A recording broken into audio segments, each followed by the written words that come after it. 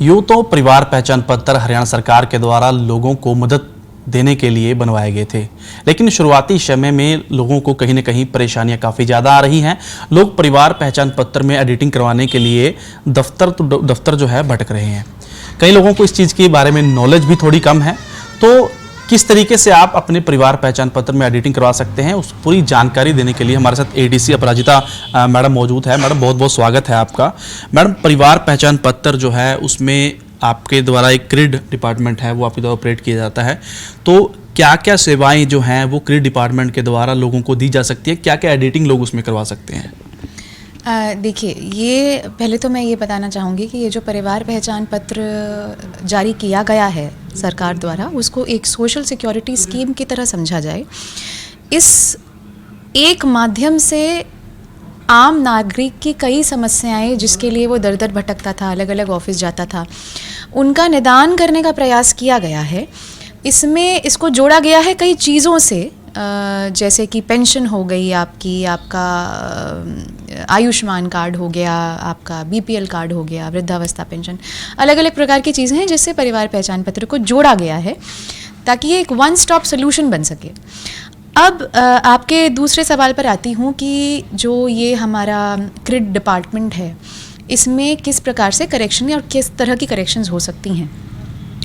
Creed department का देखिए सबसे मूलभूत कार्य है जो इनकम है व्यक्ति की, उसको सर्टिफाई और वेरीफाई करना, क्योंकि इनकम के बेसिस पे बहुत सारी योजनाओं का लाभ जनता लेती है। इसलिए जो इनकम है, जो हमारे यहाँ मापदंड तय किया गया है हमारी सरकार द्वारा, वो है 1,80,000 का बीपीएल के लिए, 3 लाख का फ़र्ज़ करें आयुष्मान कार्ड के लिए। तो इस तरह की चीज़ों के लिए इनकम को वेरीफाई करने का हमारा कार्य है। मैम, इनकम जो है वो एक बड़ा सवाल है, क्योंकि लोग अक्सर ये कहते हैं कि हमारी इनकम गलत है। तो सबसे पहले यही जानना चाहूँगा कि इनकम अगर किसी व्यक्ति की गलत है, उसे प्रोसेस क्या करना पड़ेगा, किस तरीके से वो अपनी इनकम को कम या ज़्यादा करवा सकता है?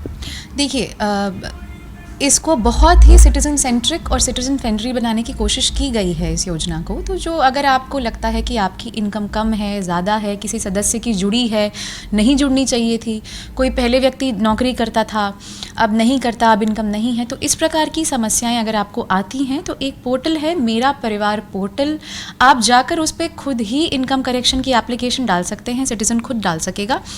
अगर नहीं आप स्वयं डाल सकते या नहीं डालना चाहते तो आपके निकट कोई सीएससी सेंटर हो, अटल सेवा केंद्र हो, वहाँ जाएं और अपनी इनकम करेक्शन की एप्लीकेशन आप वहाँ के ऑपरेटर से डलवा लें।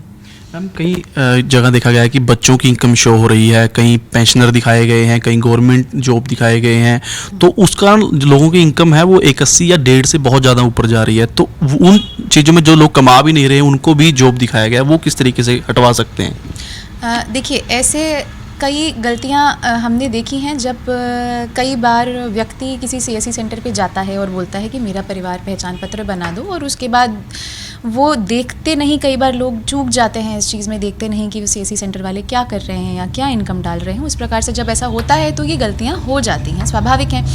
अगर ऐसी गलतियाँ आ रही हैं तो जैसा कि मैंने बताया, सीएससी सेंटर पे ही आपको दोबारा जाना है, उनको बताना है कि मुझे इनकम करेक्शन करवाना है। वो मेरा परिवार.gov.in पोर्टल पे जाएंगे, वो आपकी इनकम करेक्शन की एप्लीकेशन डालेंगे।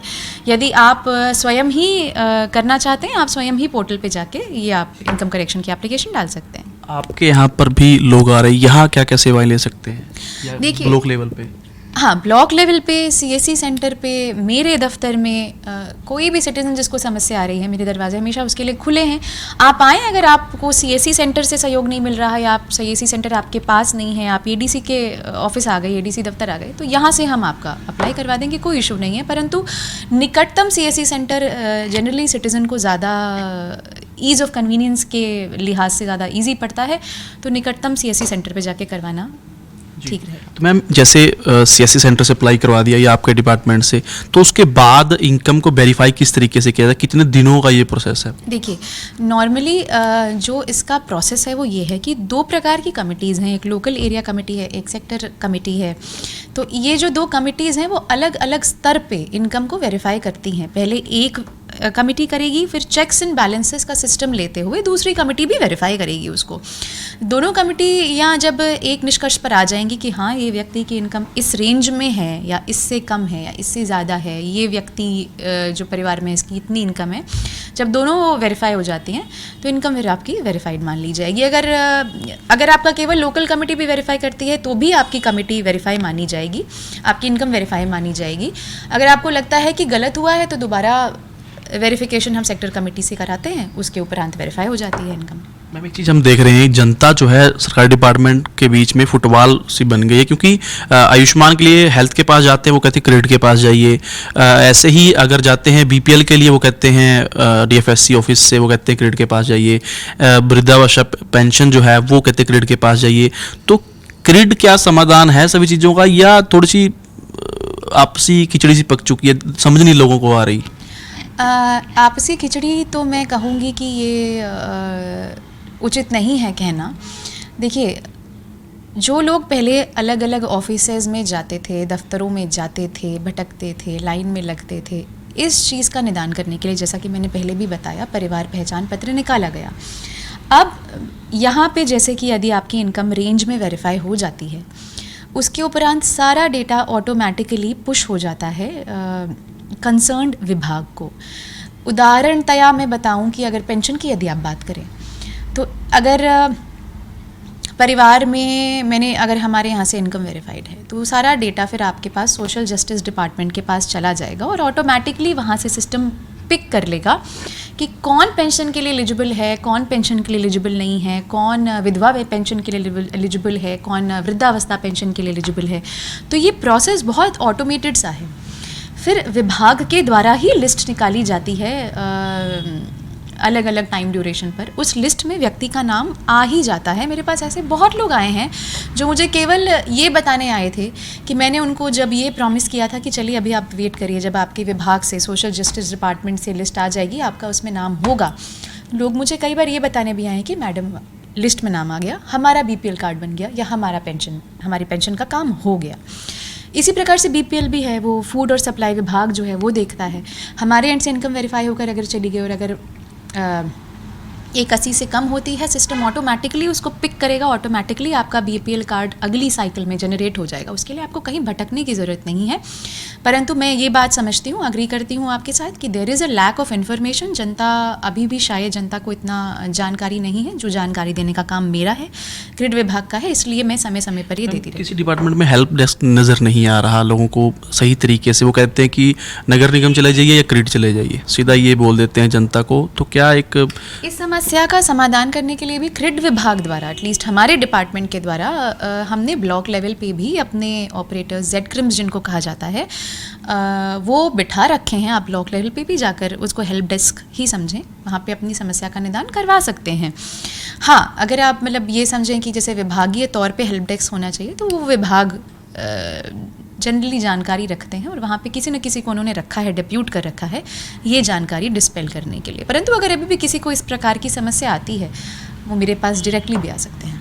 काफ़ी ऐसे लोग हैं जिन्होंने अप्लाई करवाया कि मेरी इनकम कम हो जाए, इनकम कम हो गई, उसके बाद क्या डाटा अपडेट होने में टाइम लगा रहा है? क्योंकि आपका क्रेडिट डिपार्टमेंट जो है हेड क्वार्टर के द्वारा दूसरे डिपार्टमेंट को हेड क्वार्टर को भेजा जाता है, तो उसमें अपडेशन होने में क्या ज़्यादा टाइम लग रहा है? क्योंकि कई लोगों की इनकम कम हो चुकी है, उसके बावजूद भी 2 से 4 महीने हो चुके हैं, उनका राशन कार्ड नहीं बना, आयुष्मान नहीं बन पा रहे, तो क्या अपडेशन होने में थोड़ी टाइम लग रहा है? देखिए, मैं आपको जो जानकारी दे पाऊँगी वो अपने विभागीय स्तर पर ही दे पाऊँगी। तो जैसा कि मैंने बताया कि क्रेडिट का काम इनकम जैसे ही आपने वेरीफाई करी, हमने वो ऑटोमेटिकली डेटा पुश हो गया। उसके उपरांत वो संबंधित विभाग में चला गया। तो संबंधित विभाग से अगर लिस्ट आने में कोई डिले है तो एज एडीसी तो मैं ज़रूर उसकी जानकारी निकलवा पाऊँगी। परंतु अगर संबंधित विभाग से कोई डिले है तो उसकी जानकारी क्रेडिट डिपार्टमेंट के पास नहीं होती, क्योंकि हमारा जो काम है वो इनकम वेरिफिकेशन के स्तर पे ही फिर जब इनकम वेरिफिकेशन कंप्लीट हो जाती है, then the work stands done. अगर किसी के फैमिली आईडी में कोई न्यूमेरिकल दिक्कत है, कोई अक्षर नाम में दिक्कत है, डेट ऑफ बर्थ में दिक्कत है, तो इस प्रकार की दिक्कतें भी आपके डिपार्टमेंट सोल्व करता है? बिल्कुल, हमारा डिपार्टमेंट करेगा रिजॉल्व। मेरे दफ्तर में आ जाएं, उससे बेहतर है अपने नज़दीकी बीडीओ ऑफिस चले जाएं, अटल सेवा केंद्र चले जाएं, यहाँ पे इस प्रकार की सारी समस्याओं का निदान हो जाएगा। तो सीएससी सेंटर को लेकर काफ़ी सवाल उठते हैं कि लूट के अड्डे, कई लोग कहते हैं कि इस तरीके के हैं, तो उस पर नकेल कसने के लिए क्या कुछ आदेश दिए गए हैं? देखिए, सीएससी सेंटर्स का मैं ये बता दूं कि परिवार पहचान पत्र बनाने के लिए किसी व्यक्ति को कोई भी किसी भी प्रकार की राशि देने की आवश्यकता नहीं है। अगर कोई भी ऐसा सीएससी सेंटर है, अगर आपकी जानकारी में है कि वो इस बात का या मतलब अपनी सेंटर का दुरुपयोग कर रहा है या आपको सही जानकारी नहीं दे रहा है या पैसे ले रहा है या किसी और प्रकार से नागरिक को परेशान कर रहा है, तो मैं हमेशा बैठी हूँ आपकी समस्या का समाधान करने के लिए। आप मेरे पास उसकी शिकायत लेकर आएँ। Immediate and appropriate action shall be taken. Ayushman card है, कई लोग कह रहे हैं कि उनकी इनकम तो 180 से कम है, लेकिन आयुष्मान की लिस्ट में उनका नाम नहीं है। ऐसे लोगों को क्या करना पड़ेगा? जिनकी इनकम वेरीफाइड नहीं है, उनको क्या करना पड़ेगा? इस तरीके की कोई आयुष्मान कार्ड को लेकर अगर दिक्कत आ रही है तो इनकम की, जैसे मैंने आपको बताई कि मतलब mostly are incomes are all verified. अगर नहीं है तो फिर भी आपको मैंने जहाँ बताया आप वहाँ जा सकते हैं। अगेन जैसा मैंने बताया, विभागीय रूप से अगर हेल्थ डिपार्टमेंट से संबंधित है तो जब हेल्थ डिपार्टमेंट से इसकी लिस्ट आएगी तो उसकी जानकारी मिल सकेगी। वो जानकारी हमारे पास क्रिड के पास नहीं होती। जैसे कुछ डिपार्टमेंट है जिनके साथ आपका ये जुड़ा हुआ है क्रिड के साथ, तो क्या आपसी समन्वय भी बिठाने की ज़रूरत है? इन फ्यूचर भी आप मीटिंग लेके कोशिश करेंगे? बिल्कुल बिल्कुल बिल्कुल। इसकी मीटिंग्स हम लेते भी रहते हैं, बहुत रेगुलरली लेते रहते हैं, और हम चाहते हैं हमारे एंड पे कोई पेंडेंसी ना रहे, इसलिए हर विभाग के एचओडीज़ के साथ मीटिंग्स होती रहती हैं रेगुलर बेसिस पे। तो लास्ट में जनता से कोई अपील? मैं बस यही कहना चाहूँगी कि अपने अधिकारियों, जो आपके अधिकार हैं उनके बारे में जागरूक रहें। परिवार पहचान से पत्र से संबंधित कोई इशू है तो जैसा कि मैंने बताया, अपने नियरेस्ट अटल सेवा केंद्र पे, आप पीडीओ ऑफिस में, या फिर आप स्वयं भी पोर्टल पे जाके इनकम करेक्शन के लिए अप्लाई कर सकते हैं। और यदि किसी भी प्रकार की योजना का दुरुपयोग आपको ऐसा प्रतीत होता है हो रहा है जो परिवार पहचान पत्र से संबंधित है, तो उसकी शिकायत ज़रूर मेरे दफ्तर में करें। बहुत बहुत धन्यवाद। ये थे एडीसी अपराजिता मैम, जिन्होंने बड़ी सी जानकारी दी। उम्मीद है कि आप तक जानकारी पहुंची है। इसके अलावा आपको बता दूं कि अगर आपके परिवार पहचान पत्र में इनकम से जुड़ी हुई, कोई नाम से जुड़ी हुई, डेट ऑफ बर्थ से जुड़ी हुई अगर कोई समस्या है तो उसको लेकर आप creed department, ADC office, block level पर जो ऑफिस हैं वहाँ पर, या किसी सीएससी पर जाकर भी आप जो है अप्लाई कर सकते हैं। इनकम अगर आप कि सपोज कीजिए कि 2 लाख है, आप उसे 1.5 करोड़ चाहते हैं तो आप उसमें अप्लाई कर सकते हैं। वेरिफिकेशन होगी, जांच होगी, उसके बाद ही इनकम जो है आपकी वेरीफाइड हो जाएगी।